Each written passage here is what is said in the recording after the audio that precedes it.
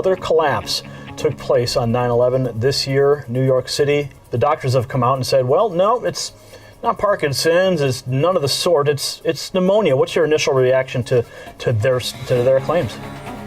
It doesn't really fit what we see very well. My thought is that our premise that it's really related to Parkinson's disease fits what we see better than their story.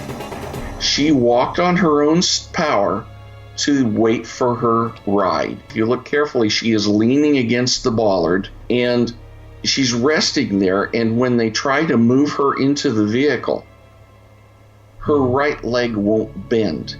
She was in a freeze at that moment.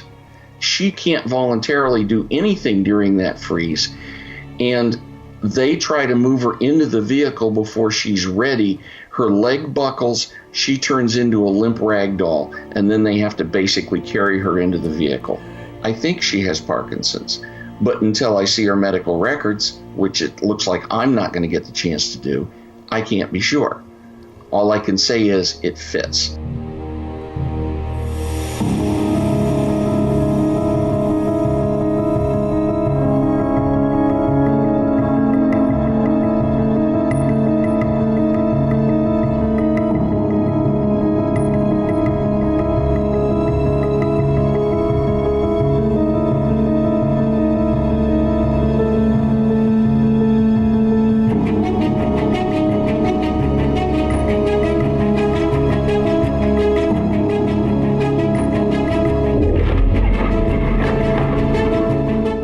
Now, look at this. It's all fake.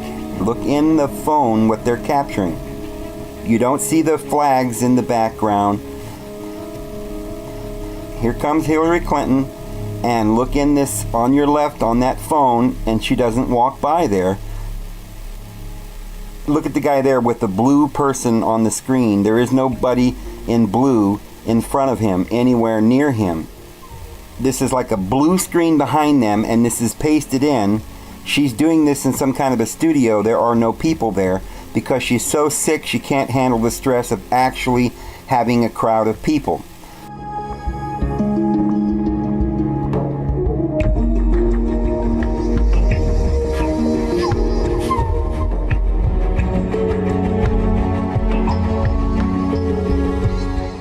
New footage shows Hillary Clinton's mysterious handler emerging from a tent with Hillary moments before she went on stage in Ohio and had a 4-minute coughing fit. He also came to Hillary's aid immediately after she had another coughing fit while talking to journalists on the campaign plane. He was also seen in this infamous picture helping Hillary up the stairs, as well as this image appearing concerned over Hillary's gaunt and colourless appearance. He's obviously part of Hillary's inner circle. Ever since he appeared to calm Hillary when she was confronted by protesters, everyone has been asking, who is this guy? Are you okay? Keep talking. Wasn't that interesting? Yeah. Keep talking. Keep talking. Keep talking.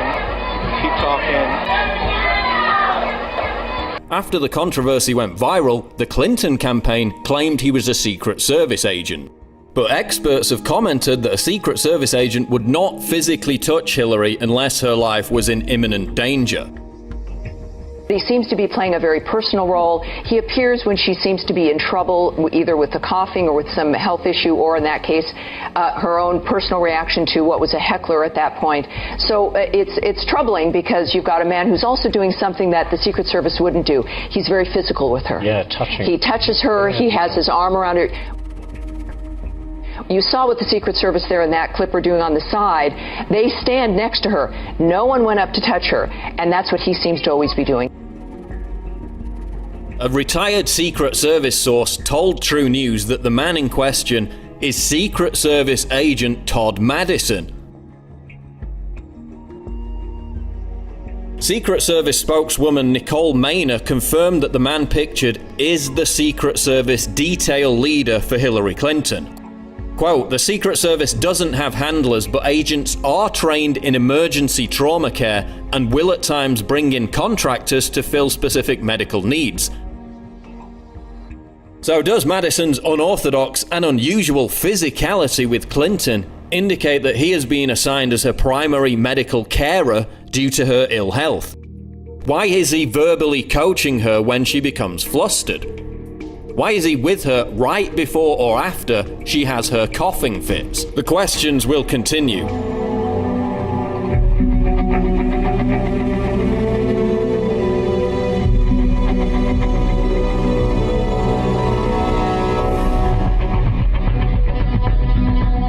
Is that what happened? She got dehydrated? Yeah. Because when you look at that collapse, that video that was taken, you wonder if it's not more serious No, than dehydration. she's been, well, if it is, it's a mystery to me and all of her doctors, because it's frequently, not frequently, I think, rarely, but on more than one occasion over the last many, many years, the same sort of things happened to her when she just got severely dehydrated.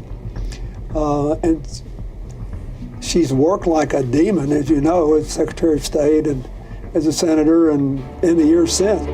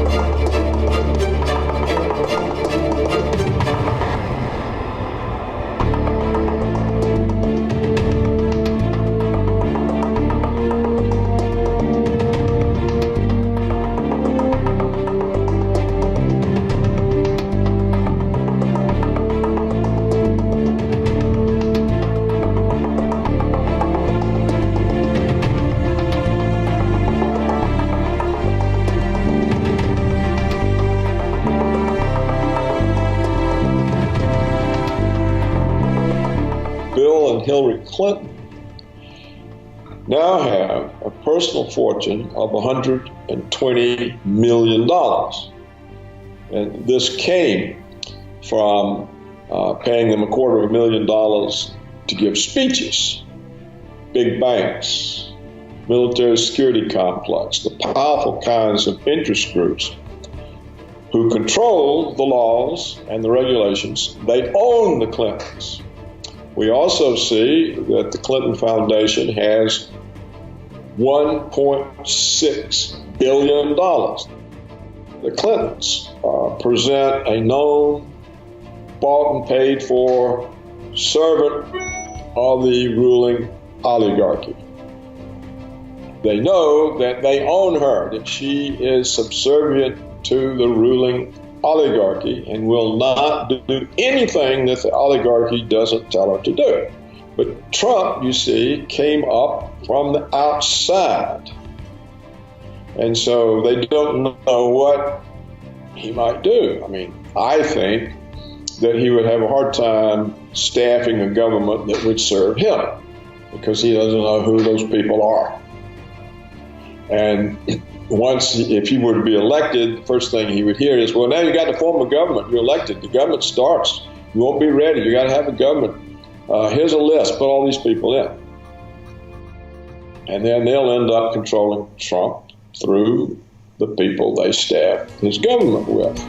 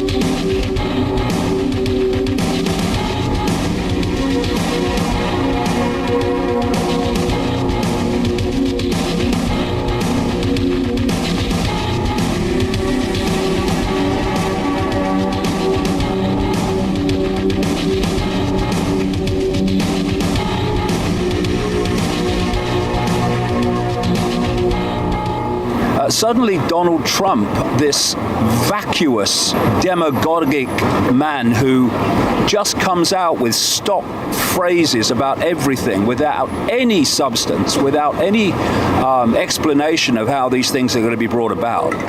This man who plays on people's fears, somehow this man is going to take on what they call the globalists. And as a result of that, the narrative has changed in these parts of the alternative media from you can't trust any of them, it's all a rigged system, to actually it is rigged, but against Trump, in favor of Clinton. What I see is some areas of the alternative media becoming little more than an alternative Fox News, who are pushing this man promoting himself as the man who's going to make America great again. What does that mean, Donald? We never hear that.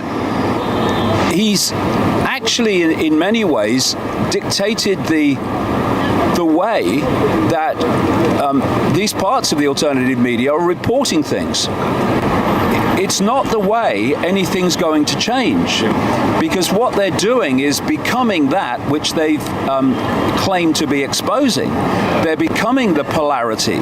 They're becoming the means for divide and rule instead of bringing people together. The idea that he is someone who is not part of the establishment. I mean, please, you become a billionaire in real estate and casinos and all these things without being part of the establishment. You depend on the banking system to do what you do, and you're not part of the establishment. Do we really believe that if the Republican establishment didn't want Trump, that he would have gone through that entire process and come out as the nomination? I mean, it's ridiculous. How does that square with Donald Trump being this man on the white horse who's coming in to challenge the establishment? How does it square, talking about Edward Snowden, in terms of not only is he a bad man for revealing these things that the public need to know about surveillance and the NSA, but words to the effect of, and basically execution is still legal. This is a man who's challenging the establishment. His foreign policy for, quote, ISIS, what was his words, basically bomb the shit out of them. This is a man that parts of the alternative media are pushing for president on the basis that this is going to be transformative and stop the expansion of this new world order global state. It's ridiculous. It's fundamental to how we get out of this mess, not by finding solutions to the problems, but by removing the cause of the problem. You know, if the cause of the problem is divide and rule, then removing the cause is to come together and to see each other in a different light.